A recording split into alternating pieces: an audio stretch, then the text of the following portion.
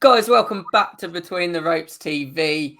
As always, before we get started, make sure to hit that like button and subscribe to the channel as well, especially if you're new here.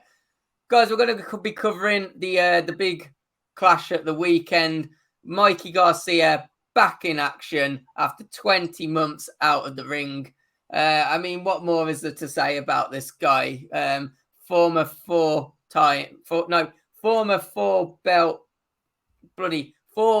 world champion. There we go. I got there in the end. I'm just going to hand it over to you now, Josh. I mean, are you glad to see him back in action? No, I am. I'm buzzing to see him back in action. You know, he's 33 now, Mikey Garcia. He's in his 15th year as a pro.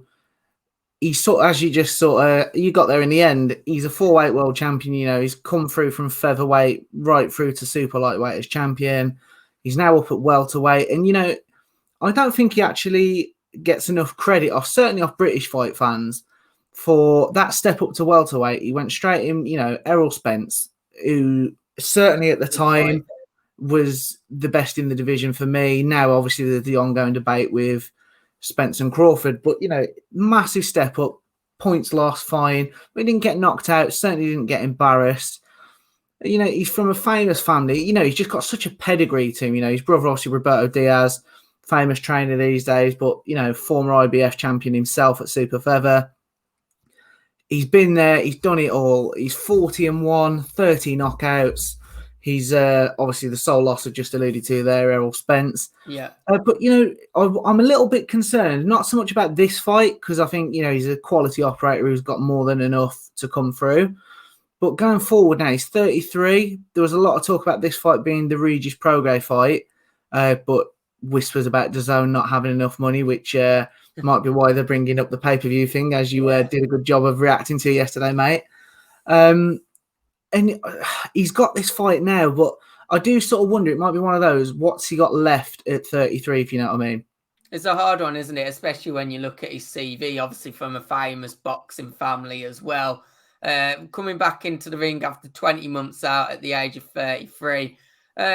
You wonder whether it's more to do with the fact of the money that's now within boxing. You have to debate, don't you, about how much of a comeback is on. And when you look at his, the opponent that he's facing, Sandor Martin, no disrespect to him, he's got a pretty decent record, 38-2, and of course no knockouts. So it's not a bad record. Obviously, it's not flated with the greatest of names, but at that weight. But you just wonder, you know, it's one which for me I expect obviously Mikey to pick up the win, and you just wonder whether this is what it's more about now. Is it more about picking up these wins? Or has he really got that push to go back on at the elite levels?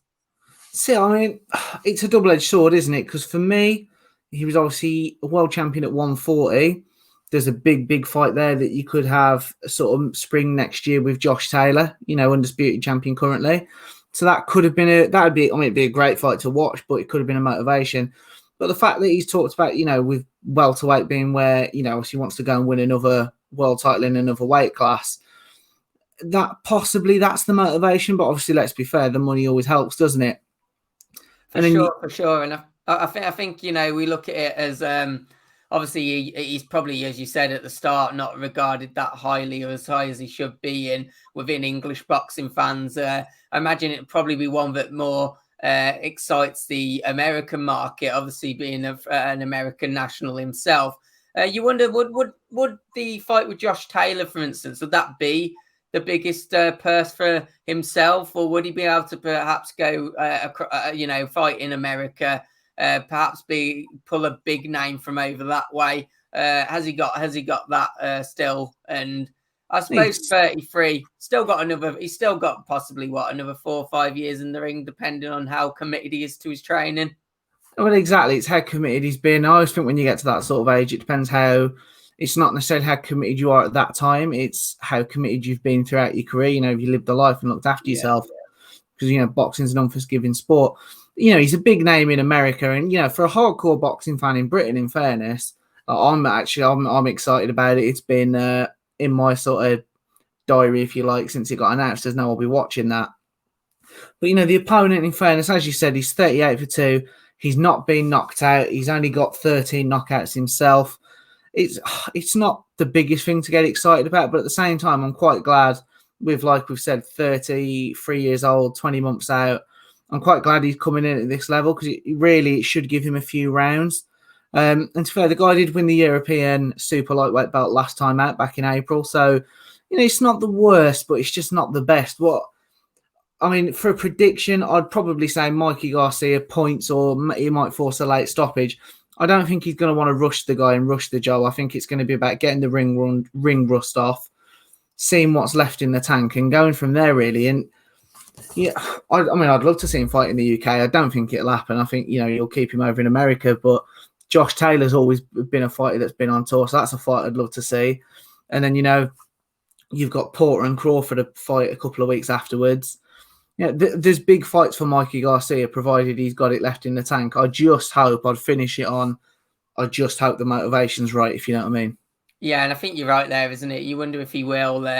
Probably, as you say, look to maybe just get the rounds in, put on a really impressive performance, and then if he really can, finish with a late stoppage just to add that extra wow effect, because then that would probably shoot his name back up into those fights that you've suggested. And it's going to be very telling, isn't it, this weekend? I think we all expect Mikey Garcia to get through this, but it's just going to be how he gets through it, how committed he looks, and how much of a good fighter he still looks at his age. And I think that's what we're going to probably take from this fight, watching it at the weekend. I think that's what boxing fans will be looking towards. They'll be looking towards more of the fact of not, is he going to win this fight, but more looking at the fact of, is he actually going to still be able to reach those heights? No, but guys, as always, hit that like button, subscribe to the channel. Of course, we'll be back with more previews, more reactions. I won't be for the next week because I'm going enjoying my holidays. But Josh, Ben, they'll be carrying the channel in next week. So look out for some more videos, subscribe, and we'll see you on the next one. Cheers, guys.